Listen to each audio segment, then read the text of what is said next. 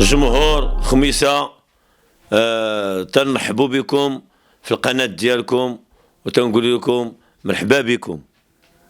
الأغنية اللي لقات إعجاب الجميع اللي العنوان ديالها هذه هي بلادي، اللي من كلمات سي مصعب العنزي، واللي دار التلحين هو رضوان اللي ملقب برضوان، واللي دار التوزيع هو سي بدر، واللي دار الإخراج نتاع الفيديو كليب ولطفي حليمي، اللي تنشكرهم لأنه بذلوا مجهود كبير باش يحاولوا هذاك الشيء يحطوه في واحد الصورة، هذاك الأغنية يحطوها في واحد الصورة زوينة.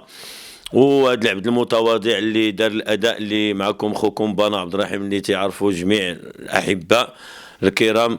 وهاد الأغنية هذه اللي لقات صدى كبير، عطاتنا حتى حنا واحد الوجه اخر جديد زوين، لانه فرحتنا حيت حتى المنتخب فرحنا، لانه جا الكلمات متطابقين مع هذا الشيء اللي واقع وحنا تنشوفوا فيه الان.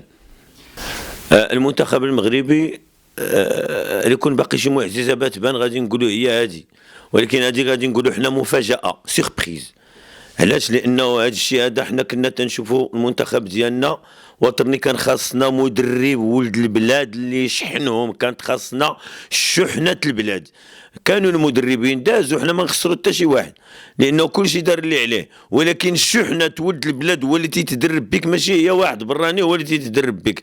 الا خسرتي ما عندوش هو الاهميه ولا وتيقبط الفلوس، ولكن ولد البلاد تيكون عنده الاهميه. فلهذا فلحوا ونجحوا مني السيف ويجي القجع امر باش يكون ولد البلاد هو اللي يسير المنتخب. هذه فكره هائله وتنشكرهم عليها جزيل الشكر، لانه ولد البلاد هو اللي بيحس بالبلاد وبيعرفها بانه راه خصها تزيد لقدام، وراه زادت الحمد لله، وراه ما باقيش غادي نتقرعوا حتى نوصلوا كاس العالم في اي قرن وفي اي سنه ان شاء الله. وافريقيا راه جبنا لها العز، والعرب كلهم جبنا لهم العز وهزينا رؤوسهم للسماء.